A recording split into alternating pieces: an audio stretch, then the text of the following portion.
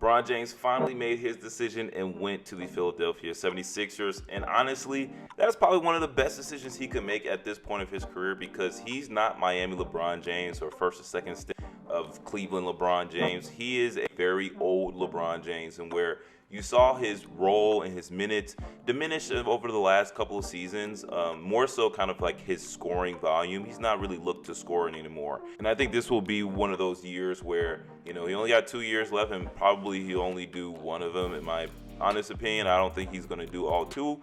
But I do believe that this is going to be one of those years where he's going to be more of a role player, the most role player you could probably get of LeBron James. He's probably not going to average more than 15 points. He's probably going to be looked upon as more of a facilitator. I don't know to what degree he's going to be implemented into the offense, especially since he's on a very small deal, and the fact that this team is kind of filled with talent. They got Joel Embiid. If Joel Embiid could play 50, 60 games, that's a great season for me. You got Jaylen Brown. Jaylen Brown's a really, really good star. You got Tyrese Maxey and VJ Edgecombe. So you have a talented five, and really, like, before LeBron James even came to the squad, you even had a talented team before he even joined. And so you had a lot of just faith that this team is going to make it out. And the fact that the East is going to be, it's always a shaky conference, especially when you have teams that might not perform in the playoffs but do specifically well in the regular season. And I'm looking at the Detroit Pistons right now.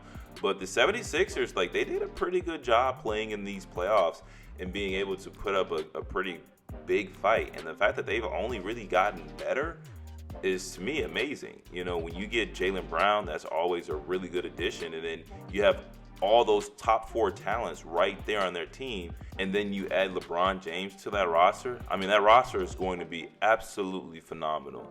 I don't know to what degree LeBron James is going to play minutes-wise. I do expect that he's going to play a lesser, kind of like maybe 25 minutes a game. I don't believe we're going to see the LeBron James that we've always seen throughout his career, where he's playing 30-plus minutes a night. I think that time is gone. And I think that this is a time where we should understand that this is it. This is the last couple of years. We've rarely seen a career last this long that is, like, this great, that we see what it looks like be at the end of that career. Of course, we've seen many other different NBA players' careers, but I'm talking about like all-time greats. It's hard to really see that because you don't really get all-time greats every generation. And so we're seeing this with LeBron James, and LeBron is going to have to figure out, is he going to be a corner shooter? Is he going to be more of the facilitator in the offense?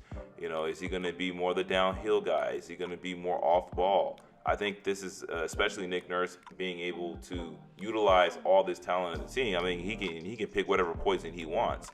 And I think that this team is still pretty good defensively, because you have, James, who's going to be able to still do a decent job, at least probably at the 4, maybe slide to the 3 at times. And then you have Jaylen Brown, who's a really, really good defensive playmaker right there. And then you have Joel Embiid, who is a really good rim protector as well. The only question marks you'll have is maybe Tyrese Maxey and VJ Edgecombe. But if you have a lot of the interior figured out, then this makes it easier for your guards to not just stay in front of their mans, because they understand if they get beat, that they have a lot of help. And so I think the Philadelphia 76ers are especially favorites to at least make it out the East, or at least to make a far playoff run, even with or without LeBron James being the big fundamental piece for their team. I believe that with that top 4, that 4 starting 4 people on that team, they'll be able to really just make a lot of things difficult for many different teams. I think that the New York Knicks, even though they won a championship, they still have to figure out how they're going to match up with specific teams. Is Jalen Brunson going to be the hero that he was all playoff long against the 76ers? Is the 76ers going to be the team that can beat and edge out a Detroit Pistons? What is going to happen to different teams like the Orlando Magic, where, in my opinion, the Orlando Magic had a very down or up and down year, and they just let go of their coach. But, Paulo Banchero, he was supposed to be the guy that's making a leap year this year, but he really just kind of fell off. Not in the sense that he's not as good, but his percentages went down. And I think part of the blame for Paulo Banchero is the fact that, I think that he kind of settles too much. I think he needs to use his body to get to the paint. But at the end of the day, the question still stands. Who is going to be the team that can beat this Philadelphia 76ers. And I think there's only really one team that can really beat them or match up well, and that is the Boston Celtics. I think the Boston Celtics is still a really good team, even with Paul George, being, it just doesn't make sense why they made the trade, but Paul George being kind of like the older version of Jaylen Brown in a sense, where you have a very, a pretty decent defender, even though he's not as strong as Jaylen Brown, but he's still agile enough.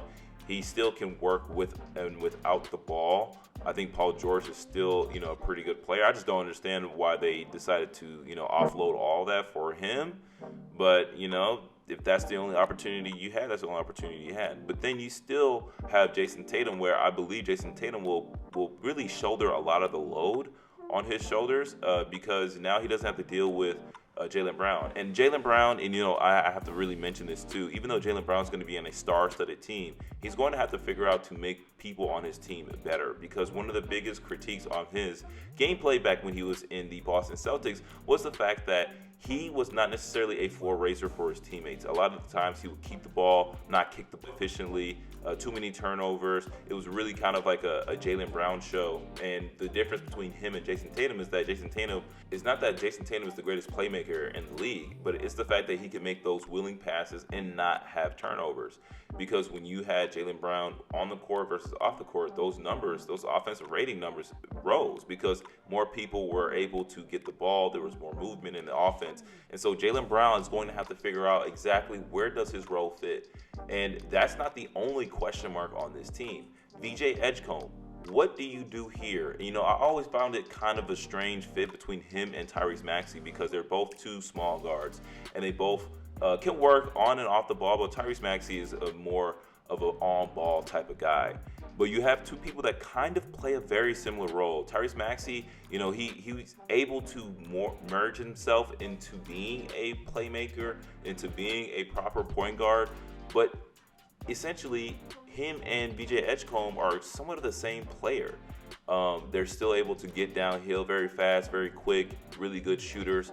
But VJ Edgecombe, where's going to be his development?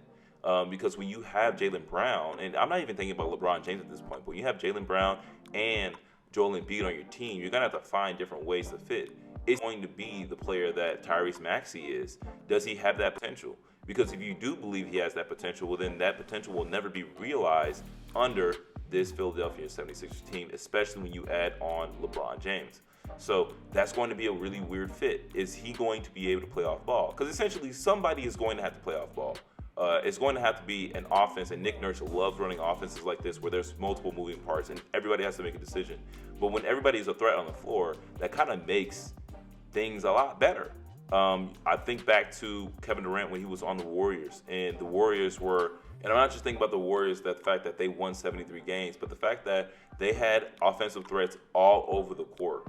They had Sean Livingston, they had Andre Iguodala, Steph, Clay, Draymond Green was a really good facilitator, and then you also add on the fact that they had Kevin Durant. So it made things a lot difficult for teams whenever there was a lot of movement, and you had to switch. But the thing with today's NBA is that as you switch, there's going to be a mismatch on somebody. So this Philadelphia 76ers team, are they going to be able to maximize on their mismatches? Because you can switch for LeBron James, and then you get a small on LeBron James, or you get a big on Tyrese Maxey or VJ Edgecombe, or even you get a really good favorable matchup for Jaylen Brown. And then we're not even thinking about Joel Embiid. But to be honest, I don't know if Joel Embiid is going to play majority of the season. I think he's probably going to play maybe 40 games. And I mentioned this before, but I think Joel Embiid should just go on and retire. Not because he's a bad player or anything like that, but every time I see a player at the end of his career having to limp around and walk around with a different type of walk because at the end of the day he just didn't know when to call it quits and his body was breaking down. I really don't want that for Joel Embiid.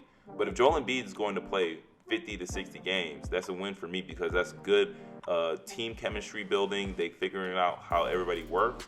And essentially, he'll be able to run a very good offense. But I do believe that Tyrese Maxey is going to have a lot on his shoulders. Although I think Nick Nurse is going to kind of spread the ball out a lot more. And so I do believe that the Philadelphia 76ers, they're in a really good position right now to win a championship, or at least to make it out the East, because the East is always going to be a daunting task, especially with the fact that everybody's getting a lot better and is really matching up well to the West. But I do believe that they are right now the favorites because simply they just have so much talent. But even with all the talent on paper, they still have to mesh and still have to figure out. But shout out to LeBron James. LeBron James making his last hurrah. I do believe that he should have retired many years ago. Not to, poo-poo anybody's records or anything like that, because the fact that he stayed so long, he was able to smash so many records. But this is his last hurrah. If he does not win a championship these next 2 years, and I don't even think he's going to fulfill the second year, then it's over. It's it. There's nothing much and nothing left for him to do.